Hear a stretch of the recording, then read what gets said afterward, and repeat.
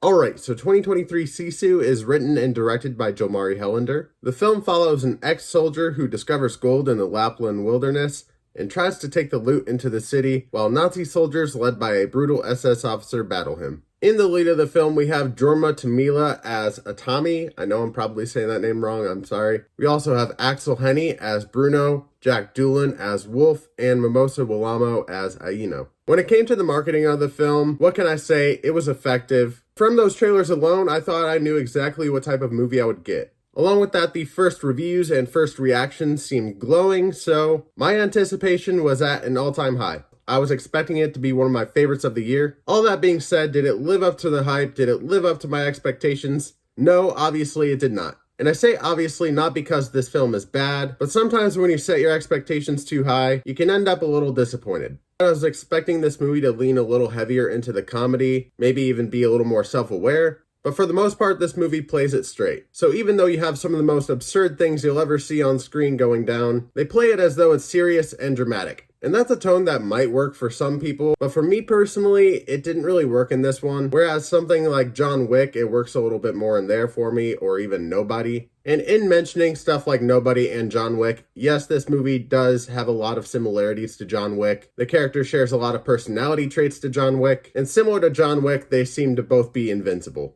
Not only are these types of movies getting a little bit old to me, but I'm also getting a little desensitized to the violence. There's a lot of brutal violence in this movie that's supposed to be shocking, but after seeing how crazy John Wick Chapter 4 is, nothing comes close. The thing I'll say this movie has over something like John Wick or Nobody is that it's a period piece. Along with that, I think this movie has some sweeping visuals, and overall maybe a little bit of a lighter tone than the John Wick movies. I don't know, maybe had I gone in with lower expectations, I would have enjoyed the movie a lot more, but it just feels like stuff we've seen before, just seen through slightly different lenses. Like I said, this movie's going to work for a lot of people, just didn't work for me. I really wanted it to. I wanted to love this movie. I wanted it to be a contender for my favorites of the year, but unfortunately, it might be a contender for my least favorites of the year. Who knows, maybe I'll watch it again and love it, but as for right now, I was just expecting more and possibly even overhyped myself. So at the end of the day, when it comes to my ranking, Sisu from 2023 is a discounted ticket.